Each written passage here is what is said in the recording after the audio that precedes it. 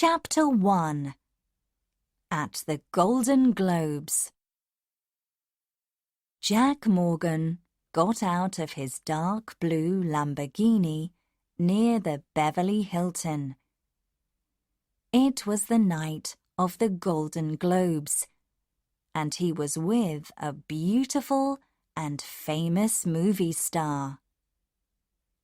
He helped Guinevere Scott Evans out of the car, and she held his hand hard. Guinevere trusted Jack, and she trusted his company, Private. Everyone trusted Private. It was the best. But then, Jack's oldest friend, Andy Cushman, called him. Andy spoke quickly. "Jack, come to my house now! I need you!"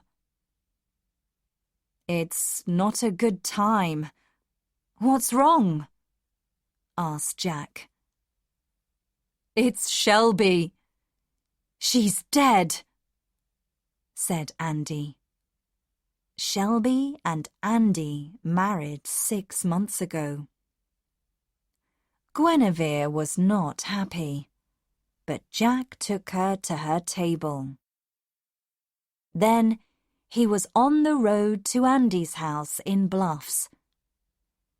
He stopped near the open front door, took out his gun, and went in. "Andy!" shouted Jack. "Jack! I'm in the bedroom!" Jack went through the house, his gun in his hand.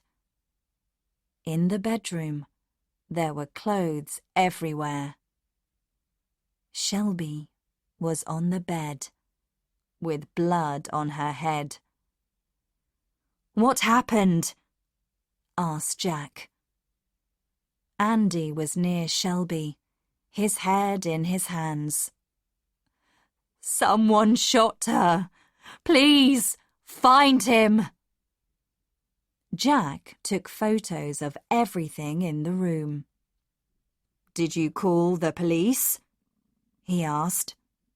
"No, I wanted you here," said Andy. "Do you have a gun?" asked Jack. "No," said Andy. "Okay, you must understand. The police will want to talk to you. They always want it to be easy. They will think, a woman is dead. Did her husband kill her? But I can help," said Jack.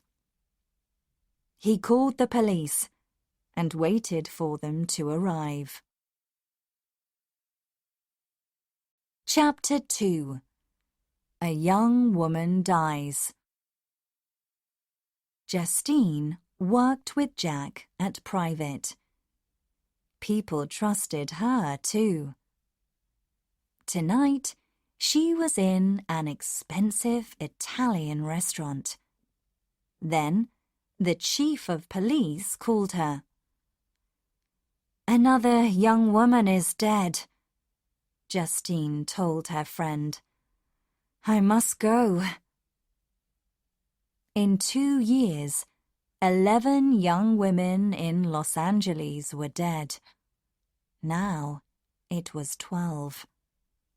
The killer always took something from the women: hair, a necklace, clothes.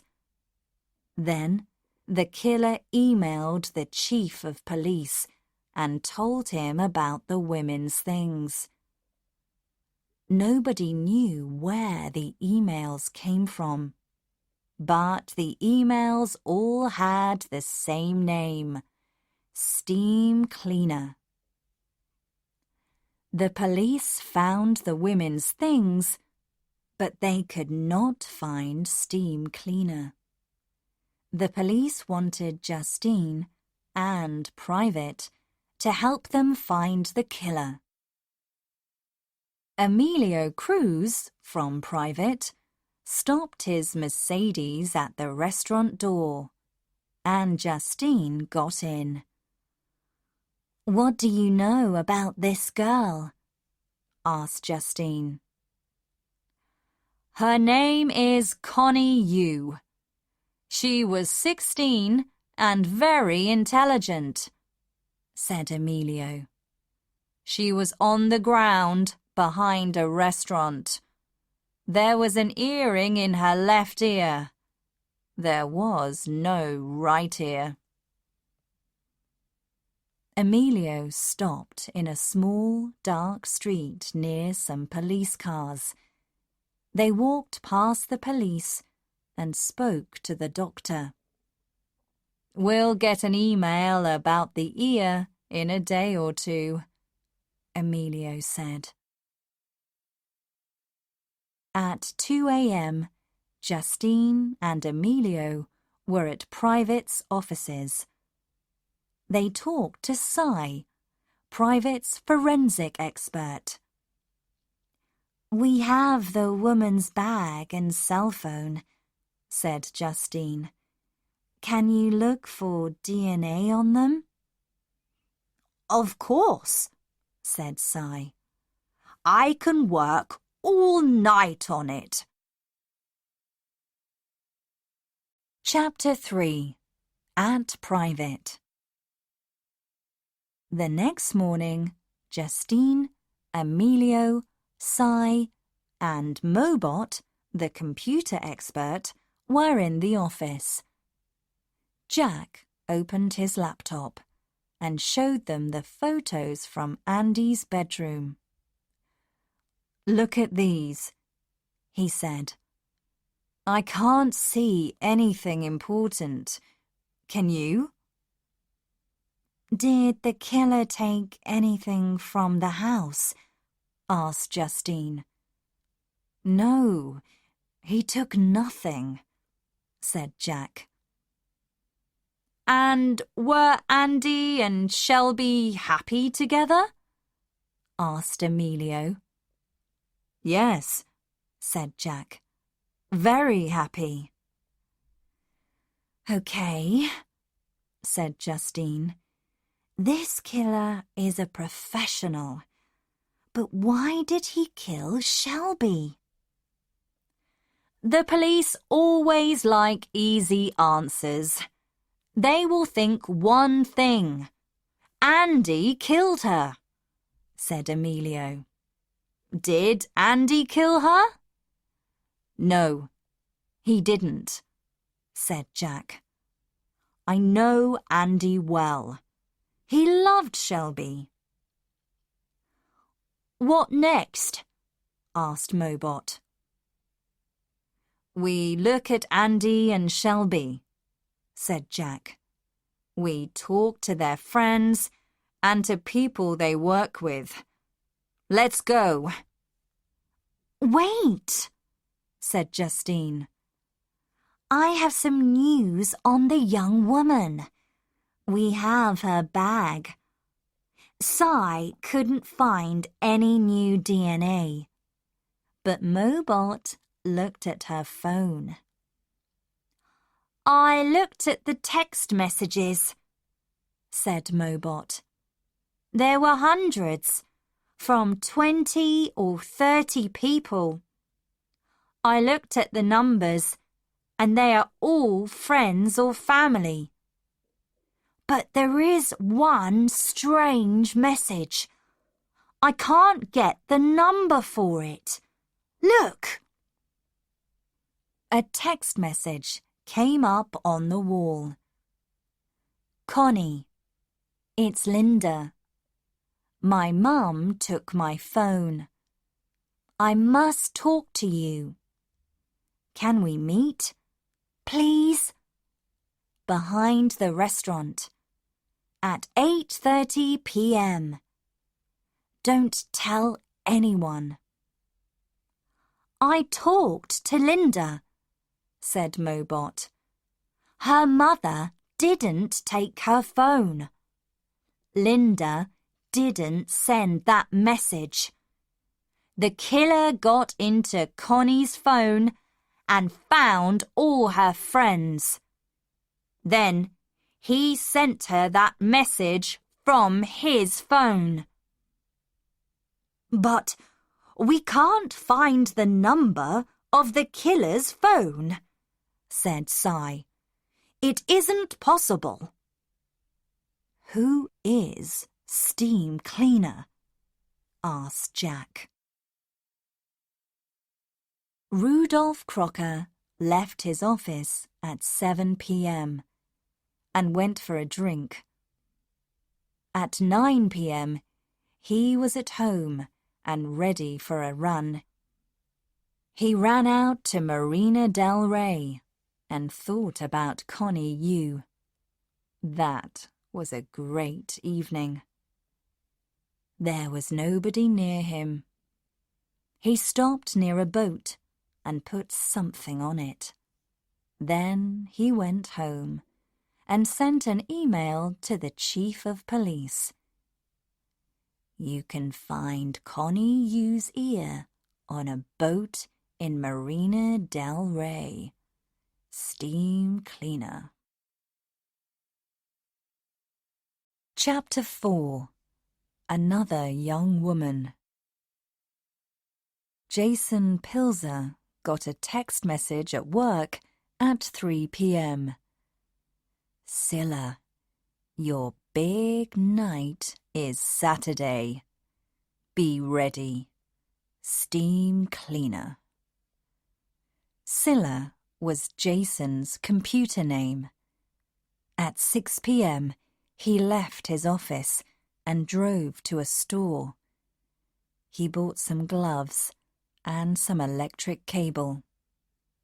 He did not pay with a card, and he looked down at the ground. He did not want the cameras in the store to see him.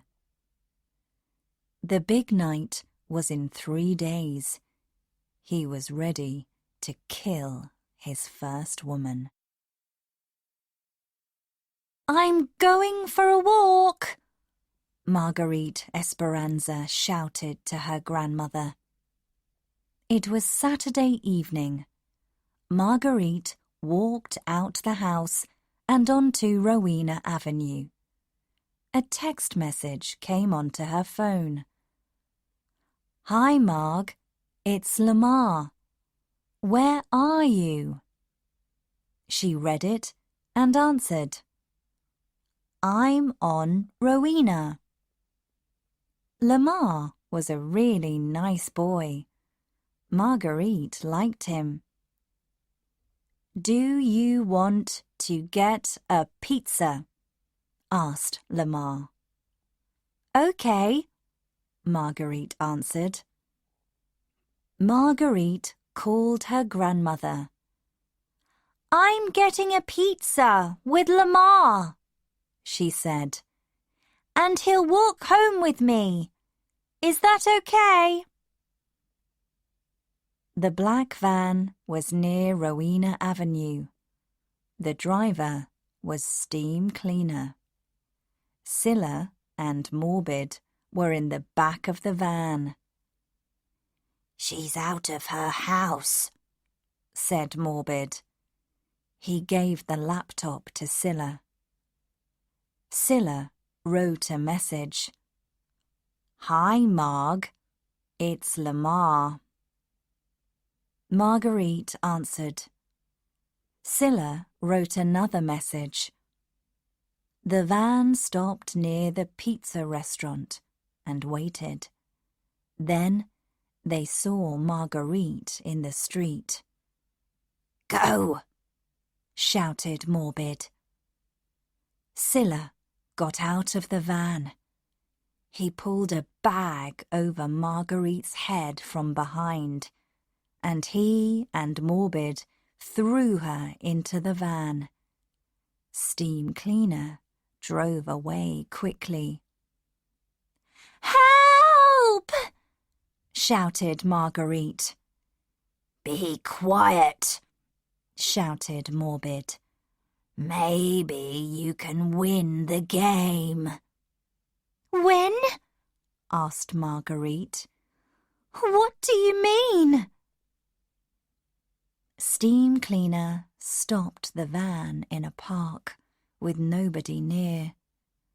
Morbid and Steam Cleaner were behind Scylla. This was Scylla's game. Marguerite got out of the van quickly, and she pulled the bag off her head. She could not run away. Steam Cleaner and Morbid could stop her. But she was tall and strong and ready for Scylla. Her hand flew out and hit him on the nose. There was blood on Scylla's face now, and he was angry. He ran at her, but she kicked him hard in the stomach, and then she kicked him again. Steam Cleaner looked at Morbid. "She's too good for Scylla," he said. He took out a gun and shot Marguerite in the head. Then Scylla put on the gloves and put the cable around the dead woman's neck. He took her shoes and put them in the van. "That wasn't good," said Steam Cleaner to Scylla. "But maybe you'll win the next game." Chapter 5. Scylla's Next Game. Justine met Police Lieutenant Nora Cronin in the park at 4 a.m. on Sunday. "The Chief of Police is here," said Nora. "He wants to talk to you." The chief was with 3 police officers near Marguerite's body. Justine walked up to him. "It's good to see you," he said. "We need your help. 13 women are dead. And look! Somebody shot her dead. So why is there cable around her neck?" "It's very strange," said Justine. "And where's her handbag?" "There's no handbag," said the chief. "And no shoes. I'm waiting for the email." On Sunday evening, Scylla was on the terrace of his apartment at the top of a tall building. The city was beautiful at night, but he did not look at it. His face and body were black and blue. "That girl was strong," he thought. Then he read the message from Morbid again. "You weren't good yesterday, Scylla. Steam Cleaner isn't happy. But you can play again tonight. We have someone for you. Be ready at 7 p.m. Morbid and Steam Cleaner were at the door now, and Scylla went to open it. "How's the nose?" asked Morbid. "Okay," said Scylla. "Do you want a drink?" "No," said Steam Cleaner. "Let's go on the terrace. I want to show you something." The 3 men walked onto the terrace and looked down at the city. Then Steam Cleaner turned to Scylla. "You think you can play again?" he asked. "You can, but you're playing with us." Steam Cleaner took Scylla's legs, and Morbid took his arms, and they threw him over the terrace wall.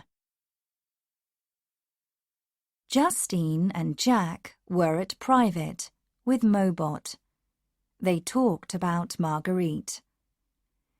"The killer sent an email," said Justine, "and we found her shoes. Cy is looking at them now, but they're probably clean." "The killer is using a van to look for the young women, I think," said Mobot. "He has a laptop and a radio in the van, and he can send messages to the women's cell phones. He can stop messages to their phones from other people too. And maybe he can find them in the street from their phones." "Is that possible?" asked Jack. "I don't know. I'll ask Cy about it," said Mobot. "His friend, Kit Kat, knows about cell phones." "I remembered something important," said Justine. "Someone killed a woman about 5 years ago in the same street as Connie Yu. Her name was Wendy Borman. The killer took her phone and her necklace." "5 years ago?" said Jack. "Maybe it's not 13 women. Maybe it's more. We have work to do." Chapter 6. An angry husband can kill. On Monday morning, Andy was at private. Jack had something to tell him. "I can't sleep," Andy said. "I think about Shelby all the time." "Andy," said Jack, "we talked to a lot of people about Shelby. She had a lot of friends, you know that. And we found one very good friend, the movie star Bob Santangelo. She saw him every week." "That's not true!" shouted Andy. "She loved me." "Maybe she loved you," said Jack. "But she loved Santangelo too. Did you know that?" "No, I didn't!" shouted Andy. "It's not true!" Andy left. Jack and Cy talked about Santangelo. "Did Andy know about Santangelo?" asked Cy. "I don't know," said Jack. "An angry husband can kill, you know," said Cy. "I know, Cy," said Jack. "But Andy's a good man, and he's my friend. He didn't kill Shelby." "I understand. You don't want to hear it," said Cy. "But maybe he did." Justine was at the police station with Lieutenant Nora Cronin. "I looked on the internet," said Justine. "But can you tell me more about Wendy Borman?" "One thing isn't on the internet," said Nora. "An 11-year-old girl called Christine Castilla saw something. She and her mother were in a coffee shop on Melrose Avenue. Christine saw 2 boys push Wendy into a van. Her mother didn't see anything, and Christine didn't see a lot. The boys were white.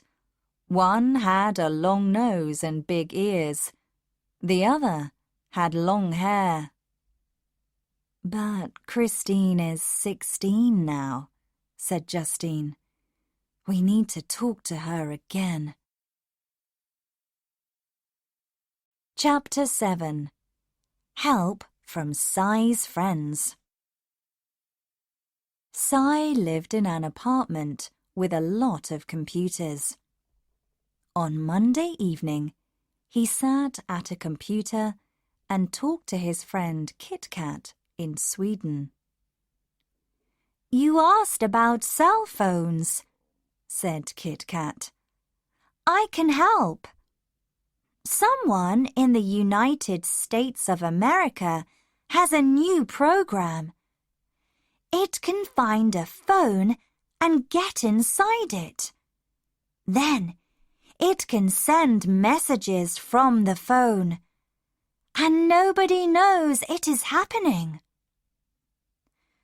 "That's great, Kit Kat," said Scy. "Do you know who made this program?"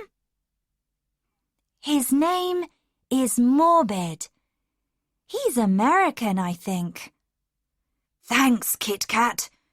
You're wonderful." Then Scy sent a message to his friend Darren, who was in India. Darren played games on computers. "Do you know a player called Morbid?" "Yes, I saw a message from a player called Scylla about Morbid on Saturday." "What did he say?" "He said, 'I'm playing a new game with Morbid.' Then there was a message from Morbid the next day. 'Scylla can fly. He flew off his terrace. Flying is easy, but the streets are hard.'" Scy looked on the internet. On Sunday, a man fell off a terrace in Los Angeles and died. His name was Jason Pilzer. "Was that Scylla?" Scy thought. Scy met Jack in a coffee shop early on Tuesday morning. "Jack, I have some news. Lots of people like playing games on the internet.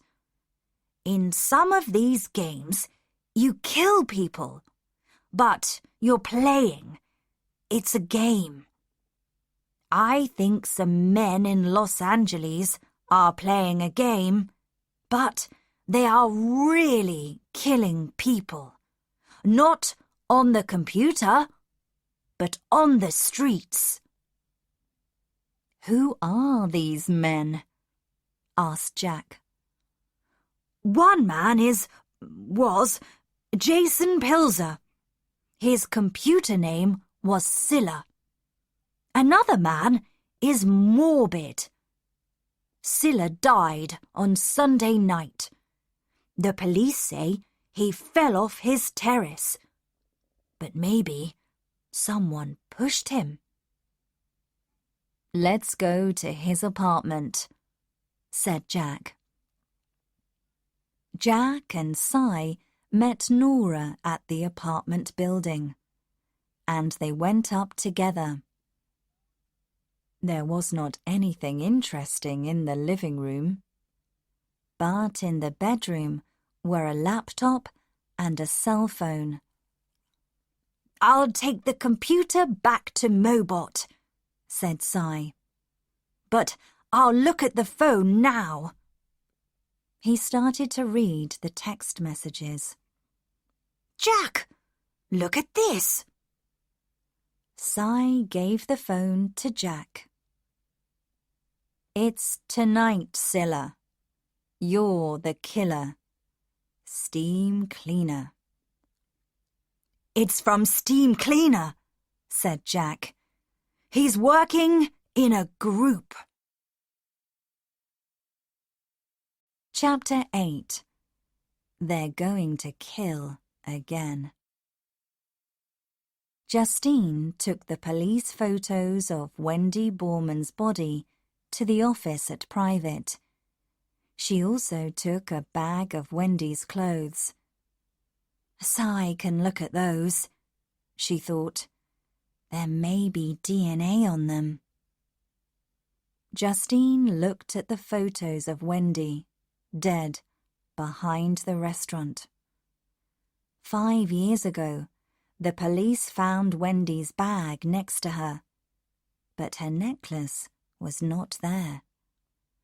Wendy always wore the necklace, and Justine found a photo of it. It had a star on it. Then she went to find Christine Castilla in school. Justine found Christine in the school restaurant. "Do you remember Wendy Borman?" she asked. "I was only 11, said Christine. "Yes, but can you remember anything? What did you see?" asked Justine. "A van stopped, and 2 boys got out and pushed a girl into the back. Then they drove away. It was very quick," said Christine. "And you saw the driver?" said Justine. "He had a long nose and big ears," said Christine. "And the van?" said Justine. "It was black. I remember a word on it. Gateway," said Christine. Gateway? This was new. Gateway was an expensive school in Santa Monica. "Thank you, Christine," said Justine. Cy worked for hours on Wendy Borman's clothes. He looked for DNA, and he found it, from 2 different men. "Yes!" he said. He heard someone at the door, and Mobot ran into his office. "Cy, they are going to kill again! This week! I looked at Jason's computer. There were thousands of messages, and I read them all. Look at this one." Morbid, Scylla. Here's the next woman. She lives in Silver Lake, and her name is Graziella. Steam cleaner. There was a photo of a young woman. "I'll call Jack," said Cy. Chapter 9. Help from Carmine Noccia. On Tuesday afternoon, Jack was in his office with Emilio. They knew something about the young women's killers now, but nothing about Shelby's. "Andy isn't a killer," Jack said. "Shelby's killer was a professional. There was no DNA, no gun, nothing. We need to talk to Carmine Noccia in Las Vegas." Carmine and his family knew every professional killer from California to Florida. Jack did not often work with men like Carmine. But once, Carmine asked for Private's help. His daughter ran away, and he wanted her back. Jack found her. Carmine never forgot a friend. "We'll fly to Las Vegas," Jack said. Carmine was very rich, and his home was in a park, half an hour from the airport. 2 big men came to meet Jack and Emilio at the door and took their guns from them. Carmine was in the sitting room. "Good to see you, Jack," said Carmine. "I need your help," said Jack. "Jack, you helped me, and I'll help you. But don't ask again," said Carmine. "Someone killed my friend, Shelby Cushman, in Los Angeles, a professional. Who was the killer? Do you know?" said Jack. "I don't know, but I can ask. I'll call you when I know," said Carmine. The call from Carmine came late at night. He only said 2 words: Bo Montgomery. Jack called Emilio early Wednesday morning. Emilio said he knew Bo Montgomery. Bo was a professional killer, and he lived on a horse farm in the Agora Hills. Jack and Emilio drove there fast. They stopped near the farmhouse. A door opened slowly, and a man came out. He had a big dog, and in his arms was an AK-47. "What do you want?" he asked. "I'm Jack Morgan, from Private. I'm working for Andy Cushman. Someone killed his wife, Shelby. Who paid for that?" Bo Montgomery thought for a minute, and then spoke slowly. "I don't know, Shelby Cushman. I don't know any women in Bluffs." Then he wrote a name on the ground with the end of his gun. Jack looked at the name, and then Bo kicked it away. "Goodbye, Mr. Morgan," he said, "and please drive slowly. The horses get frightened." Chapter 10. DNA. Christine Castilla wanted to meet Justine again on Wednesday after school. "Let's go to the coffee shop on Melrose Avenue," said Christine. "I'll remember better there about the boys and the van." "Great," said Justine. The coffee shop was the same as 5 years before. "My mum and I sat here," said Christine. She went to a table near the window. Justine had yearbooks for 3 years from Gateway School, with photos of all the students. She put them on the table. "Can you look at these? Maybe one of the boys is there." Christine turned the pages of the yearbooks. She stopped and looked at a photo of a group of boys. "That's him," she said. She showed Justine. The boy had a long nose and big ears. Justine looked at the name under the photo. Rudolph Crocker. "Great job, Christine," she said. She opened her laptop and looked for Rudolph Crocker. There were 2 in Los Angeles. The first was 66 years old. The second worked for a small company on Wilshire Boulevard, and there was a photo of him.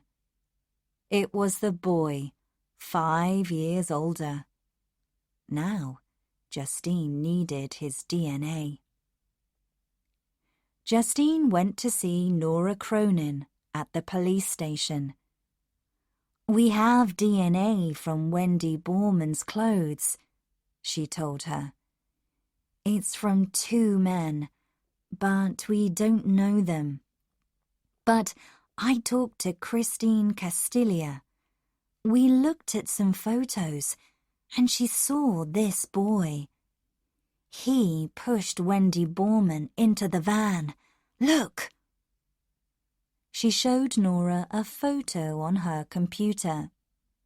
His name is Rudolph Crocker. He's 23 now, and he lives and works in Los Angeles. Maybe this is steam cleaner. And you want his DNA? Said Nora. Yes. Can you help me? Said Justine.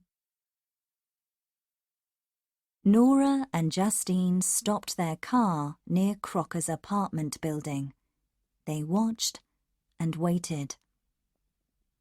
Crocker left the apartment at 6 p.m. and went for a run. He came home and at 8 p.m. he came out and got into a new dark blue Toyota van. He drove to a bar called Whiskey Blue and went in. The 2 women went into the bar after him. There were a lot of people in the bar. Crocker was in the corner with a man with long hair. Justine bought drinks, and the 2 women watched. Half an hour later, the men finished their drinks and left. Nora and Justine quickly went to the men's table and took the glasses. In the car, Justine called Cy. "Can you meet us at private in 20 minutes?" she asked. "We have some DNA for you." Late on Wednesday, Jack and Emilio drove back to the city from the Agora Hills. Jack left Emilio at his apartment and went to see Andy Cushman. "Jack, why are you here now? It's 1 a.m. You look tired," said Andy. "I am tired," said Jack. "Today, I drove to the Agora Hills." "How much did you pay Bo Montgomery to kill Shelby?" Andy started to cry. "You don't understand, Jack," he said. "She was with another man, that movie star. I couldn't live with that." Jack did not speak. He hit Andy in the face 3 times and left. Chapter 11. A Dark Blue Van.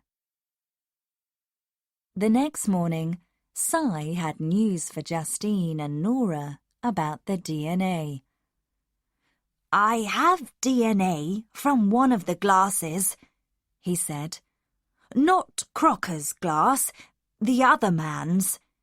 It's the same as the DNA on Wendy Borman's clothes." "Who is this other man?" asked Justine. "We don't know him. Is it morbid?"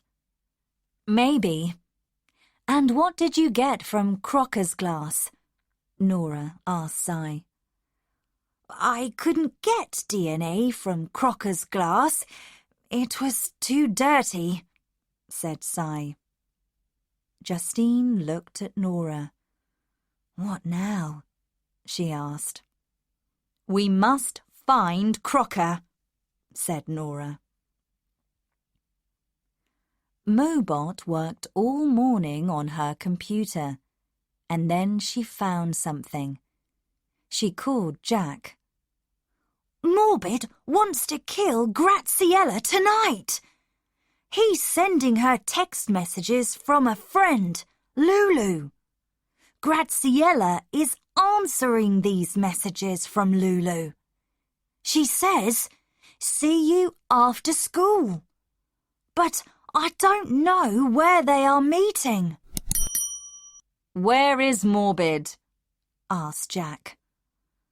I don't know, said Mobot. Justine and Nora drove to Crocker's office on Wilshire Boulevard.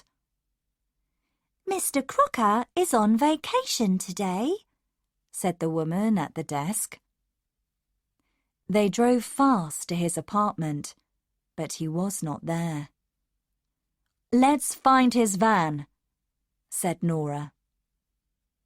Nora called the police station.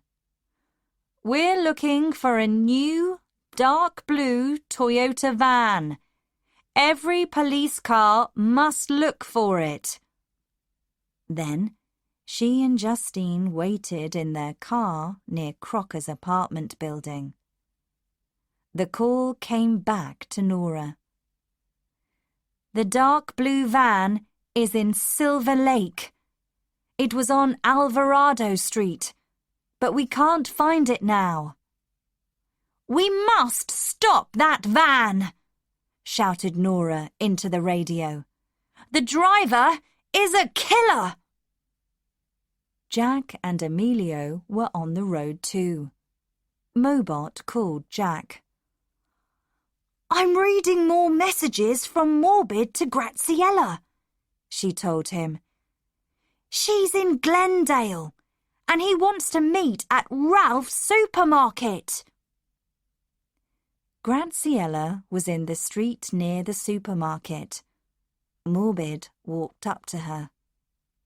Graziella, he said. I'm a friend of Lulu's. She's in hospital. Can you come with me to visit her? She wants to see you. Morbid put his hand on Graziella's arm. Jack ran across the street and hit him in the stomach. Morbid fell down and Jack held him. Where's Rudolph Crocker? shouted Jack. Nora and Justine got to Glendale quickly too. Crocker's van was behind the supermarket, with a police car next to it. Nora talked to a police officer. Crocker is in the van, Lieutenant, he said. He won't open the doors. Justine walked up to the van. Crocker was sitting with his hands on his head. Get out of the van, Crocker, she said. He smiled at her. Justine hit the van window hard with her gun. She put her hand into the van, opened the door, and pulled Crocker out. There was blood and glass everywhere. At the supermarket, the police took Morbid away. Jack and Emilio walked to Crocker's van. They found Justine with her foot on Crocker's back. Are you okay? asked Jack. There's a lot of blood on you. It's not mine, said Justine. It's Crocker's. Jack put some glass with blood on it in a bag and gave it to Emilio. Get this to Cy, he said. There's DNA here. The police took Crocker away. Justine looked at Nora. We need to go to his apartment and look for Wendy Borman's necklace. Justine and Nora looked everywhere in Crocker's apartment. They found nothing. Justine opened the closet in the bedroom to look at Crocker's clothes again. The light was on a string, and she pulled it. She looked at the end of the string in her hand. It was the star from Wendy's necklace.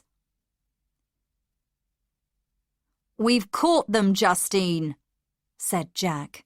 back at Private. Cy looked at the DNA from Crocker's blood. It's the same as the DNA from Wendy's clothes. The next morning, Jack's phone woke him early. Jack, it's Carmine Noccia. I have some bad news for you. Your friend, Andy Cushman, is dead.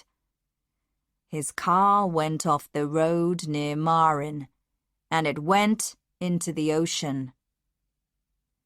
Did anybody see Andy's car go into the ocean? Said Jack. Oh, yes. One of my cousins saw it. He was the only person there.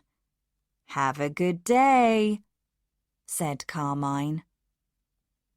Jack looked at his phone for a minute and thought, Carmine's cousin killed Andy.